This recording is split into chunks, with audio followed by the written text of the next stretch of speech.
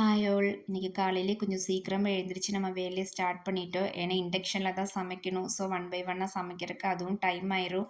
அதுக்கிடையில் இந்த current problem வேறு. ஸோ சீக்கிரமாக எழுந்திரிச்சு நம்ம வேலையை முடிச்சிடலான்ட்டு அப்படியே பார்த்துட்டு இருந்தேன். அன்றைக்கி ரொம்ப சிம்பிளாக தான் பிளான் பண்ணியிருந்தேன். ரசமும் கொஞ்சம் கேபேஜ் பொரியலும் சாதம் மட்டும் வச்சுக்கலான்ட்டு அதுதான் வந்துட்டு பிளானில் இருந்துச்சு. சைட் பை சைடாக கொஞ்சம் ஃப்ரிட்ஜ் க்ளீனிங் வேலையும் போயிட்டு இருந்துச்சு. ஏன்னா நாளைக்கு பார்த்தீங்கன்னா நம்ம மதுரைக்கு போகலான்னு ஒரு பிளான் இருக்குது. அங்கே வந்துட்டு இப்போ சித்திரை திருவிழாவில் அத்தை மாமா அங்கே வந்துட்டு இன்வைட் பண்ணியிருந்தாங்க. சரி கொஞ்சம் காய் எல்லாமே இருக்கிறத க்ளீன் பண்ணி கட் பண்ணி எடுத்து வச்சுட்டு போயிடலாம். இல்லைன்னா அதுவும் வேஸ்ட்டாக போயிடும். எப்படி ஒரு 2 டேஸ் ஆயிரும் நம்ம போயிட்டு வர்றதுக்குன்ட்டு அதுவும் பார்த்துட்ருந்தேன். ஸோ கையோட ஒன்றா சமைச்சிட்ருந்தேன். ஃபஸ்ட்டு வந்து ரசம் ரெடி பண்ணி எடுத்து வச்சாச்சு. அதுக்கப்புறம் பொரியல் பண்ணிவிட்டு சாதம் வச்சுக்கலான்னு தான் பிளான் பண்ணி ஒன்றா பண்ணிகிட்ருந்தேன். இதுக்கு இடையிலையுமே 2-3 டைம் கரண்ட் போயிடுச்சு. வெயிட் பண்ணி தான் சமைச்சிட்ருந்தேன். அப்புறம் வந்துட்டு பார்த்திங்கன்னா ஹாஃப் பீட்ரூட் இருந்துச்சு. அதை பார்த்திங்கன்னா பொரியலும் பண்ணுற அளவுக்கு இல்லை. சரி அதை வச்சு பச்சடி மாதிரி பண்ணிடலாமேன்னு அதுவும் வந்துட்டு அன்றைக்கே ரெடி பண்ணியாச்சு. ஒரு வழியாக இந்த 3 டிஷ்ஷும் சாதமும் வச்சு அன்றைக்கி முடிச்சாச்சு. இனி ஆஃப்டர்நூனுக்கும் இதே இதுதான்.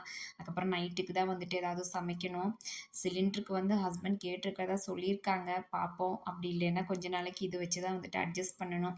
ஸோ ஒரு வழியாக வந்து சமைச்சு சிம்பிளான சாப்பாடு தான். ஆனால் சூப்பராக இருந்துச்சு. எல்லாமே சாப்பிட்டுட்டு அதுக்கப்புறம் மற்ற ஆஸ் யூஷுவல் இந்த பாத்திரம் விளக்குறது, க்ளீனிங்கு அந்த வேலை எல்லாமே முடிச்சாச்சு.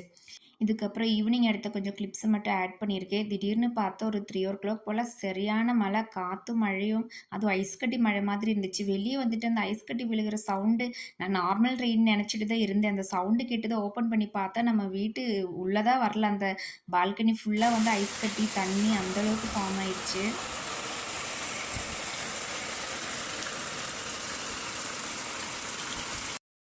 சடனாக வந்துட்டு எக்ஸ்பெக்ட் பண்ணாத அளவுக்கு ஒரு பயங்கரமான காற்று மழையும் கரண்ட்டுமே பார்த்தீங்கன்னா ஒரு 3:30 போல் போயிருச்சு. அதுக்கப்புறம் 7 to 7:30 பக்கம் இருக்குது கரண்ட்டு வரும்போது. அதுக்கிடையில் எதுவும் சமைக்கவும் முடியல, ஒன்றுமே பண்ண முடியல கரண்ட்டுமே இல்லாமல்.